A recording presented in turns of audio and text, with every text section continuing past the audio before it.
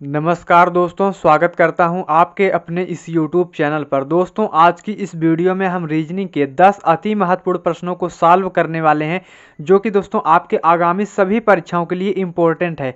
दोस्तों, ये रीजनिंग का पार्ट नंबर 35 है। अगर आपने इससे पिछले वाले पार्टों को नहीं देखा है तो कृपया देख लीजिएगा। उससे पहले दोस्तों, अगर आप किसी भी गवर्नमेंट एग्जाम की तैयारी कर रहे हैं, जैसे देखेंगे दोस्तों यहाँ पर SSC, MTS, CHSL, CPO, CGL, GD, NTPC bank, railway, army, CRPF, CTET, police, state exam या अदर किसी भी गवर्नमेंट एग्जाम की तैयारी कर रहे हैं दोस्तों, तो इस वीडियो को बिल्कुल भी स्किप मत कीजिएगा, क्योंकि दोस्तों हमने इस वीडियो में जितने भी प्रश्नों को शामिल किया है वो आपकी एग्जाम की दृष्टि से काफ़ी इंपॉर्टेंट है। तो उम्मीद करता हूं दोस्तों आप हमारे साथ इस वीडियो में अंत तक बने रहेंगे। तो चलिए दोस्तों, हम क्वेश्चन को सॉल्व करते हैं। दोस्तों, पहले प्रश्न को देखिए। पहले प्रश्न को ध्यान से पढ़ेंगे, उसके बाद इसका आंसर हम देंगे। तो यहाँ पर दिया गया है दोस्तों, किसी कोड भाषा में BAN को यहाँ पर DCP लिखा जाता है, तो यहाँ पर SDM को क्या लिखा जाएगा, तो हमसे पूछ रहा है। तो जब भी इस टाइप का प्रश्न आपके एग्जाम में पूछा जाता है तो कैसे सॉल्व करेंगे, आप पहले ये देखेंगे कि यहाँ पर BAN को DCP किस प्रकार से लिखा है। तो उसी प्रकार जो तरीका इसमें लगा होगा वही सेम तरीका लगा करके हम इसको सॉल्व करेंगे। तो अब देखेंगे दोस्तों सॉल्व कैसे करेंगे। तो यहाँ पर आप देखेंगे तो यहाँ पर B दिया गया है, B के बाद क्या है दोस्तों, D दे दिया है। तो यानी कि कितने अक्षर का गैप किया है, यानी कि C को छोड़ करके अगला अक्षर लिख दिया है, यानी कि यहाँ पर एक अक्षर का गैप कर दिया है। उसके बाद आप देखेंगे तो यहाँ पर A दिया है, तो A से क्या लिख दिया है दोस्तों, यहाँ पर C लिख दिया है, यानी कि B को छोड़ दिया है, यानी कि इसमें भी क्या किया है, एक अक्षर का गैप कर दिया है। अब देखेंगे तो यहाँ पर N दिया है, तो N से के बाद क्या है दोस्तों, यहाँ पर P दे दिया है, तो P लिखा है, यानी कि एक अक्षर का गैप किया है। कौन सा अक्षर गैप किया है दोस्तों, O का। तो यहाँ पर NOP होता है, तो यहाँ पर O का, यानी कि दोस्तों एक एक अक्षरों का गैप चल रहा है। तो वही सेम प्रकार से हम क्या करेंगे, SDM में भी क्या करेंगे, एक एक अक्षर का गैप करेंगे। यानी कि दोस्तों यहाँ पर यस है, तो यस के बाद कौन सा अक्षर आता है दोस्तों, यस के बाद क्या आता है दोस्तों, यहाँ पर टी आता है। तो यहाँ पर टी को क्या करेंगे, टी का गैप करेंगे, उसके बाद हम क्या लिखेंगे, अगला अक्षर लिखेंगे। तो टी के बाद क्या आता है दोस्तों, यू आता है, तो यहाँ पर यू लिख लेते हैं।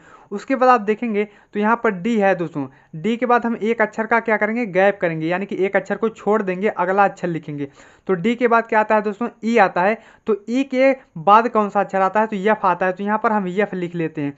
उसके बाद आप देखेंगे तो यहाँ पर यम दिया है, तो यम के बाद कौन सा अक्षर आता है दोस्तों, यम के बाद आता है यन, और यन का गैप करेंगे, यानी कि यन को हम छोड़ करके अगला अक्षर लिखेंगे। तो उसके बाद यन, यन के बाद क्या आता है दोस्तों, ओ आता है, तो यहाँ पर हम ओ लिख लेते हैं। अब देखेंगे दोस्तों हमें क्या मिला है, यहाँ पर देखेंगे UFO, यानी कि UFO देखेंगे किस ऑप्शन में है, तो ऑप्शन नंबर सी आपका सही जवाब हो जाएगा।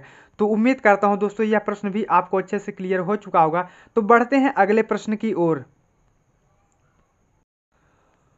दोस्तों, दूसरे प्रश्न को देखिए। दूसरा प्रश्न है दोस्तों, एक पंक्ति में राहुल का क्रमांक दोनों ओर से 8 है, तो पंक्ति में कुल कितने व्यक्ति हैं, हमसे पूछ रहा है। अब देखेंगे दोस्तों इस टाइप के प्रश्नों को कैसे सॉल्व किया जाता है। इसे आप दो तरीके से सॉल्व कर सकते हैं। तो यहाँ पर पहला जो तरीका मैं आपको बताने जा रहा हूँ, तो यहाँ पर आप देखेंगे, पहले आप प्रश्न को ध्यान से पढ़ेंगे। तो यहाँ पर दिया गया है, एक पंक्ति में राहुल का जो क्रमांक है दोस्तों क्या है, वो दोनों ओर से 8 है। यानी कि दोस्तों यहाँ पर मान लीजिए एक पंक्ति है, और यहाँ पर क्या है दोस्तों, यहाँ पर ये राहुल हो जाता है।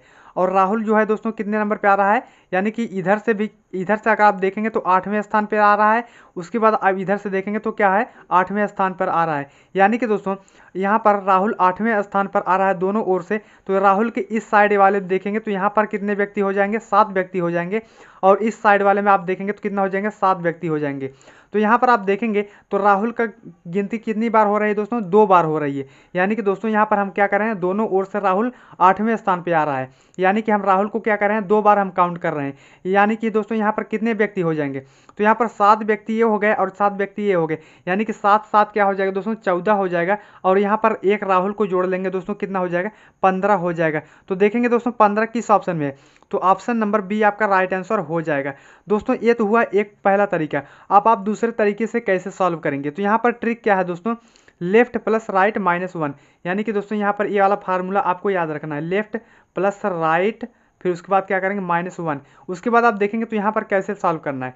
तो यहाँ पर राहुल का क्रमांक दोनों ओर से क्या है दोस्तों 8 है, यानी कि दोस्तों यहाँ पर आप देखेंगे तो यहाँ पर लेफ्ट से भी क्या है दोस्तों 8 है, और यहाँ पर राहुल का क्रमांक, और यहाँ पर राइट से भी क्या है दोस्तों 8 है। तो यहाँ पर 8 + 8 हो जाएगा और -1 कर देंगे, तो 8 8 क्या हो जाएगा दोस्तों 16 हो जाएगा, और 16 में से -1 करेंगे तो कितना हो जाएगा यहाँ पर 15 हो जाएगा, जो कि दोस्तों यहाँ पर ऑप्शन नंबर बी में आपका दिया हुआ है। तो इसलिए आपका राइट आंसर हो जाएगा ऑप्शन नंबर बी।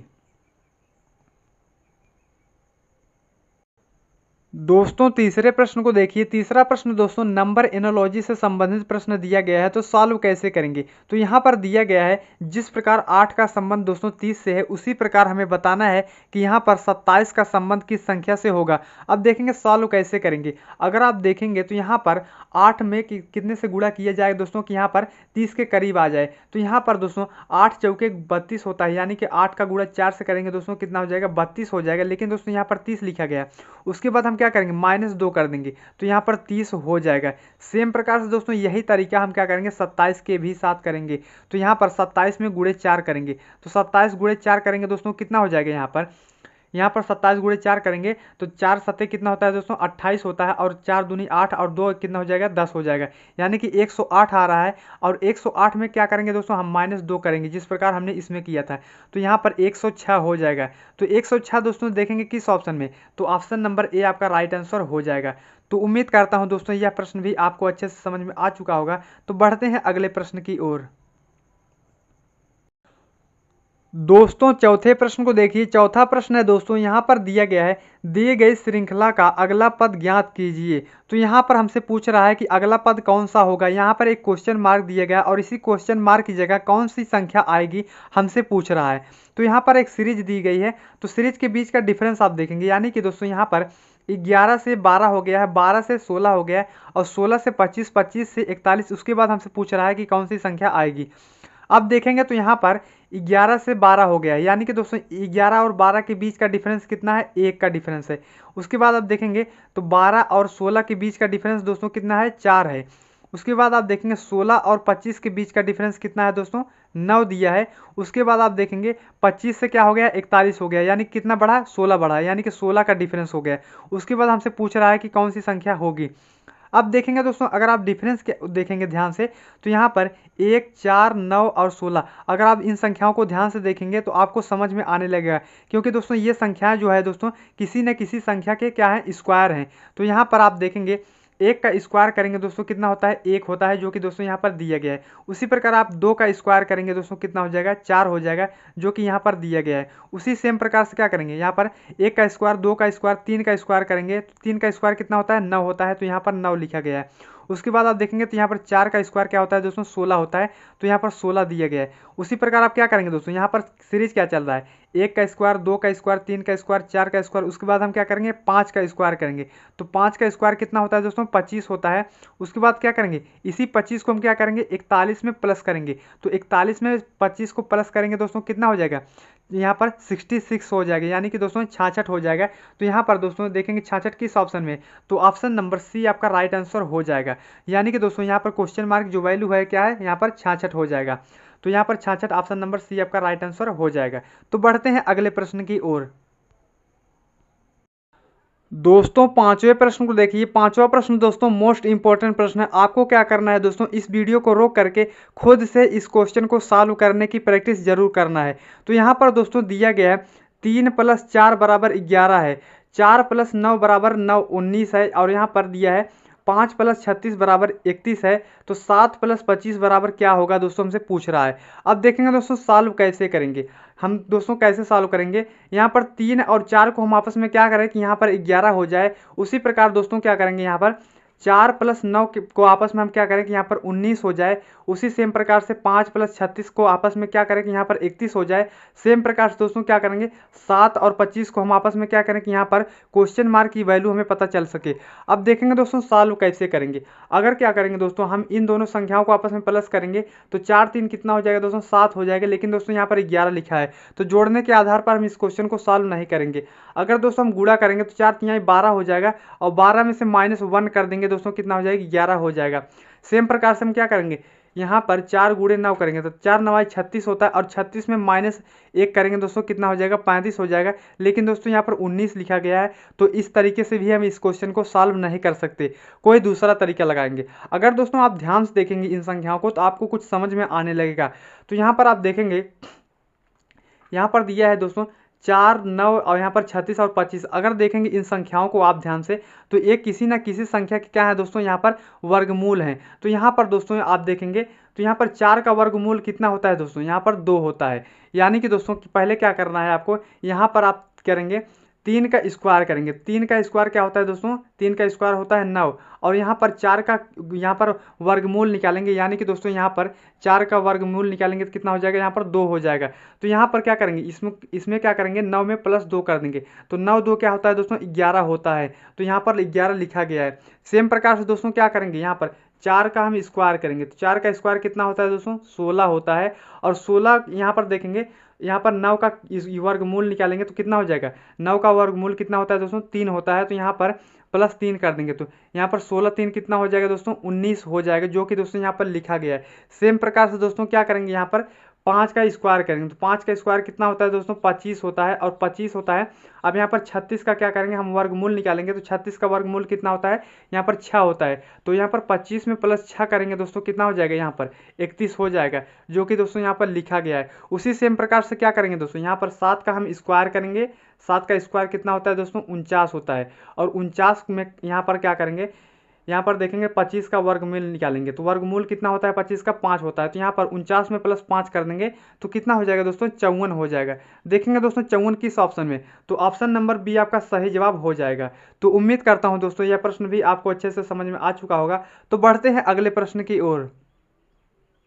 दोस्तों छठवें प्रश्न को देखिए। छठवां प्रश्न है दोस्तों, एक विशिष्ट कोड भाषा में TDA को 81 लिखा जाता है, EJB को यहाँ पर 52 लिखा जाता है, तो उसी कोड भाषा में COY को Y का कोड क्या होगा, हमसे पूछ रहा है। अब देखेंगे दोस्तों सॉल्व कैसे करेंगे। पहले तो हम ये जानेंगे कि यहाँ पर TDA से यहाँ पर 81 किस प्रकार से लिख रहा है, EJB से यहाँ पर 52 किस प्रकार से लिख रहा है। सेम प्रकार से हम जो तरीका इसमें लगाएंगे वही सेम तरीका लगा करके हम इस क्वेश्चन को सॉल्व करेंगे।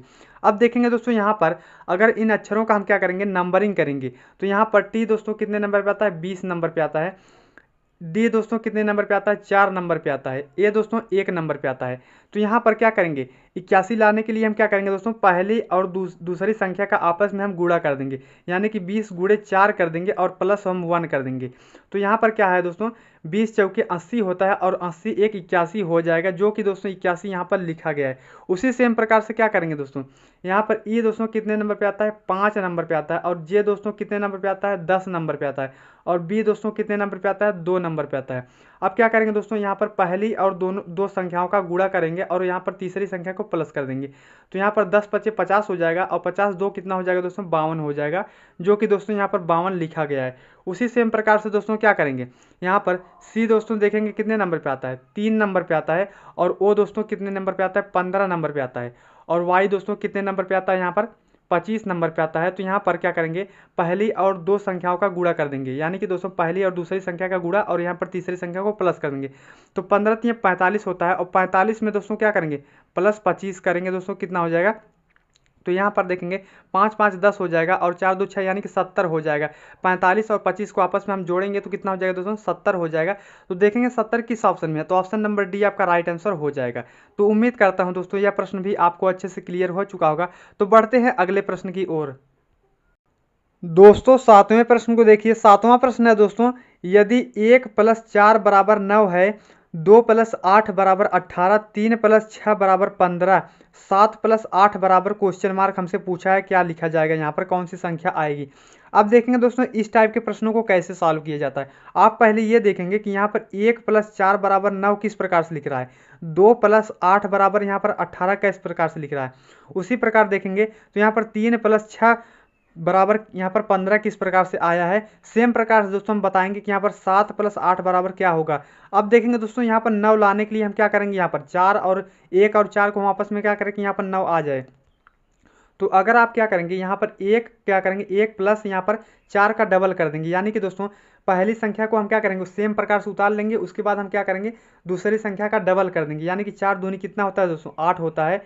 और यहाँ पर इनको हम प्लस कर लेंगे दोस्तों, कितना हो जाएगा 9 हो जाएगा, जो कि दोस्तों यहाँ पर लिखा गया है। उसी सेम प्रकार से दोस्तों क्या करेंगे यहाँ पर 2 प्लस क्या करेंगे 2 प्लस अब 8 का डबल करेंगे, तो 8 दूनी कितना होता है दोस्तों 16 होता है। अब 16 2 कितना यहाँ पर प्लस कर लेंगे तो 18 हो जाएगा, जो कि दोस्तों यहाँ पर लिखा गया है।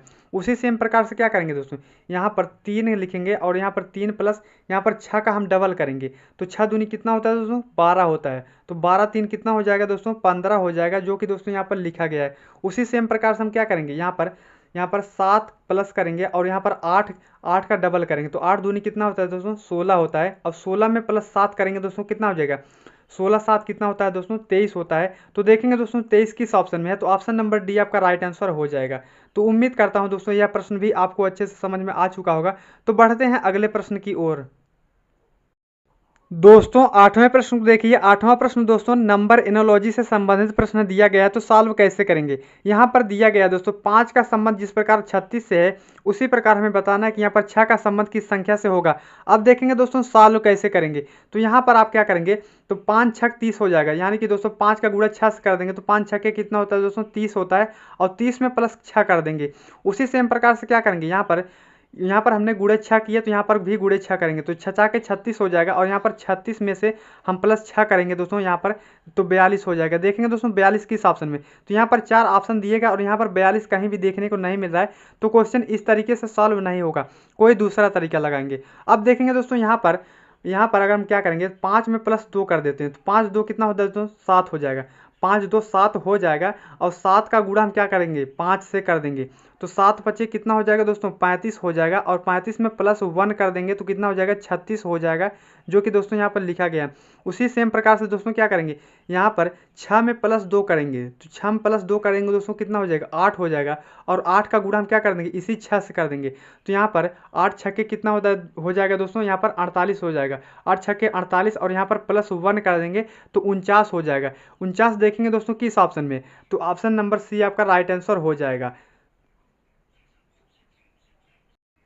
दोस्तों 9वें प्रश्न को देखिए। 9वां प्रश्न दोस्तों मिसिंग नंबर से रिलेटेड प्रश्न दिया गया है। तो यहाँ पर दिया गया है लुप्त पद को ज्ञात कीजिए। दोस्तों यहाँ पर देखेंगे लुप्त पद कहाँ है, तो यहाँ पर क्वेश्चन मार्क दिया गया है और इसी क्वेश्चन मार्क जहाँ कौन सी संख्या आएगी हमें बताना है। अब देखेंगे दोस्तों सॉल्व कैसे करेंगे। यहाँ पर सॉल्व कैसे करेंगे दोस्तों यहाँ पर 5 और 2 को हम आपस में क्या करें कि यहाँ पर 133 हो जाए। 2 और 3 को हम आपस में क्या करें कि यहाँ पर 35 हो जाए। सेम प्रकार से दोस्तों क्या करेंगे 4 और 3 को हम आपस में क्या करें कि यहाँ पर क्वेश्चन मार्क की वैल्यू हमें पता चल सके। अब देखेंगे दोस्तों सॉल्व कैसे करेंगे। अगर दोस्तों क्या करेंगे हम 5 का क्यूब करेंगे, तो 5 का क्यूब दोस्तों कितना होता है, यानी कि 5 का क्यूब करेंगे दोस्तों कितना हो जाएगा 125 हो जाएगा। और यहाँ पर 2 का क्यूब करेंगे, यानी कि दोस्तों यहाँ पर 2 का हम क्या करेंगे यहाँ पर क्यूब करेंगे दोस्तों कितना हो जाएगा 2 का क्यूब 8 होता है। तो यहाँ पर 125 में 8 प्लस करेंगे दोस्तों कितना हो जाएगा 100 यहाँ पर 33 हो जाएगा। तो 133 हो जाएगा, जो कि दोस्तों यहाँ पर लिखा गया है 133। उसी सेम प्रकार से दोस्तों क्या करेंगे ऊपर की दोनों संख्याओं को हम क्या करेंगे क्यूब करेंगे, आपस में प्लस कर देंगे। तो यहाँ पर 2 का क्यूब करेंगे दोस्तों कितना हो जाएगा और यहाँ पर 8 हो जाएगा। उसके बाद हम 3 का क्यूब करेंगे, तो 3 का क्यूब करेंगे दोस्तों कितना हो जाएगा 27 हो जाएगा। तो यहाँ पर 8 प्लस 27 करेंगे दोस्तों कितना हो जाएगा, यहाँ पर इन दोनों को आपस में जोड़ेंगे तो कितना हो जाएगा 35 हो जाएगा, जो कि दोस्तों यहाँ पर 35 लिखा गया है। उसी सेम प्रकार से दोस्तों क्या करेंगे यहाँ पर 4 का क्यूब करेंगे, तो 4 का क्यूब करेंगे दोस्तों कितना होता है 64 होता है। और 3 का क्यूब करेंगे दोस्तों कितना हो जाएगा 27 हो जाएगा। दोनों को आपस में हम प्लस कर लेंगे, तो यहाँ पर 7 4 कितना होता है दोस्तों 11 होता है। 11 का 1 हो गया और यहाँ पर 6 2 8 1 हासिल 9, यानी कि दोस्तों 91 हो जाएगा। तो यहाँ पर क्वेश्चन मार्क जाए कौन सी संख्या आएगी दोस्तों 91 आएगी। तो यहाँ पर 91 देखेंगे दोस्तों किस ऑप्शन में, तो ऑप्शन नंबर ए आपका राइट आंसर हो जाएगा। तो बढ़ते हैं अगले प्रश्न की ओर। दोस्तों आज का हमारा अंतिम प्रश्न है। अंतिम प्रश्न को सॉल्व करने से पहले दोस्तों अगर आप हमारे चैनल पर नए हो तो हमारे चैनल को सब्सक्राइब जरूर करें।